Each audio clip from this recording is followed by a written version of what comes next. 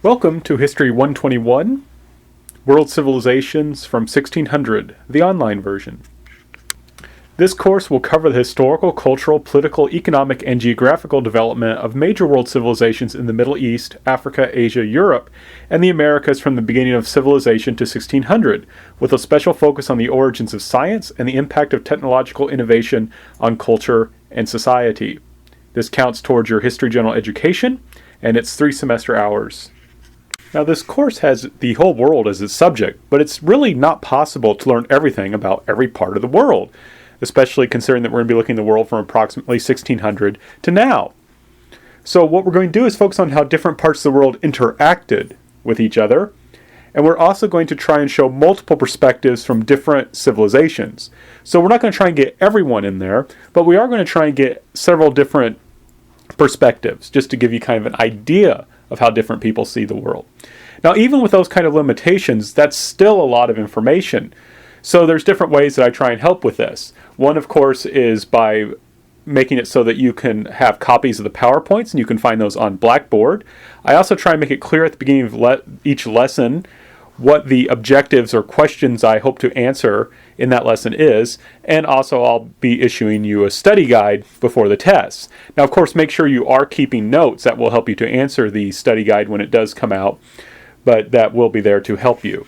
And in addition, you'll also notice I bold certain names that I think are important in certain terms, so you want to especially make sure you know those names and terms. Now, to give you kind of an idea, a roadmap or an outline of this course, we're going to first start off looking at what I call the power and glory of non-Western civilizations. One thing we have to stress is that at the beginnings of this course, the West, especially Western Europe, is not really all that powerful or wealthy. True wealth and power is in the Islamic civilizations in the East and in the East Asian civilizations as well. So we're going to look at those first. And one thing I just want to point out, you'll note in your schedule that we don't always read the chapters in order. So I just want to stress you want to look at the schedule, because the order of this class doesn't necessarily match the order of the book. And then the question then we'll ask is, how is it that the West became so powerful? Right? When we're starting off this course, the West isn't that powerful, but we're going to see it becomes very, very powerful. And then we'll look at how the West's rise to power is going to affect other countries, and then how eventually this power is going to shift from Western Europe and to kind of a multipolar world to one in which the United States and the Soviet Union are going to dominate. And we'll also see at the very end, of course, how the Soviet Union is going to fall and how new powers, new countries, are going to rise to power. And then we're also going to finally ask, what is the challenge that the world faces today? Or rather, what are the challenges the world faces today?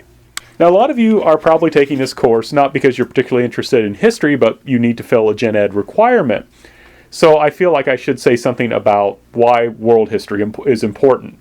Well, one of the big things that history is supposed to answer is the question of who are we and how did we get here? History is essentially the study of change over time.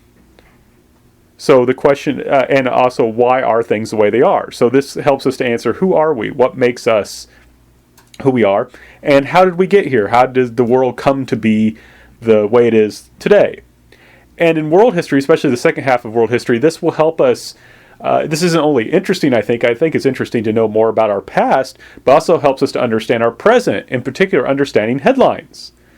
What's going on in the news? And why is it that this country is invading this country? Why is it this government fell and this other government rose? And so forth. And by helping us to understand that, it helps us to act reasonably and responsibly as citizens in a global world.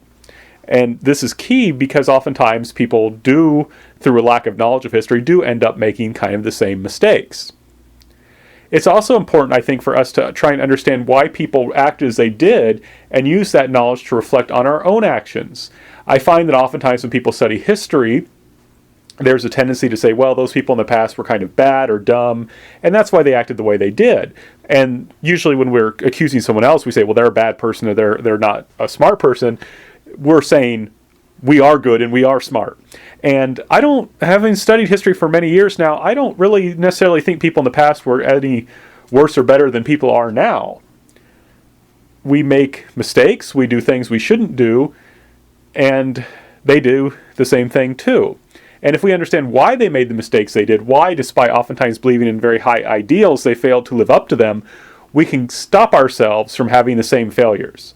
So we need to understand history, not to judge people or look down on people in the past, but to learn from their mistakes so we don't make the same ones.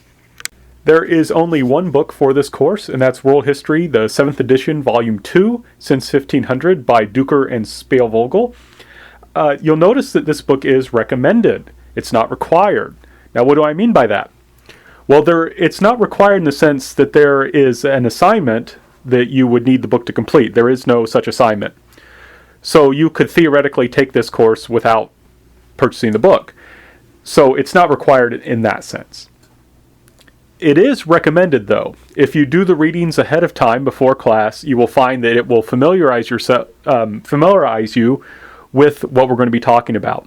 And a lot of the things that you'll be learning in this class, a lot of it may be very new to you. You may never have heard, for example, the Safavid dynasty before. And having a look at it and reading a little bit about it before class will help you to understand the lecture better and do the very best you can.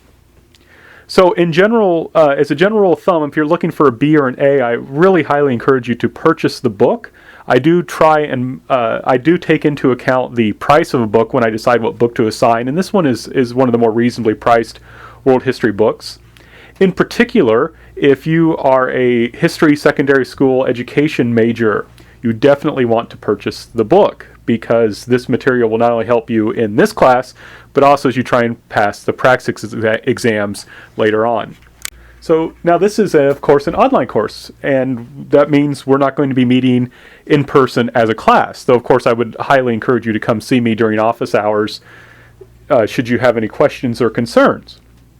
So in order to take the online course, to do that without a classroom, we have to have a virtual classroom, and that will be Blackboard, which is accessible via MyLander. So you should be able to, and most of you are probably familiar with Blackboard. If you're not, you can look for it on the Lander website, and if you still have trouble finding it, please let me know.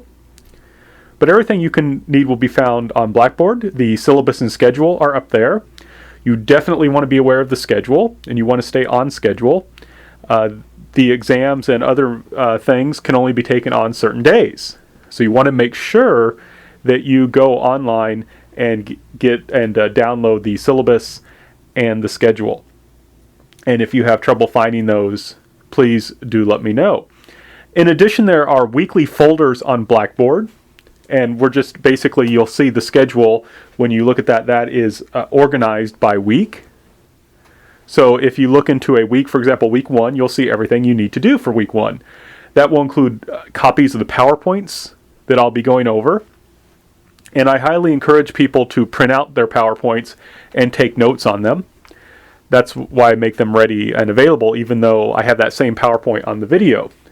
You can also find lesson videos in these weekly folders. For the time being, there will be 2 types of lesson videos that you'll see. Some will play directly in Blackboard, and others you'll click on them and they'll bring you to a YouTube video. And there's various technical reasons why I had to put some on YouTube and some directly on Blackboard. And in the future, I might change that. I might put some on something called Echo. And if I do that, I'll let you know.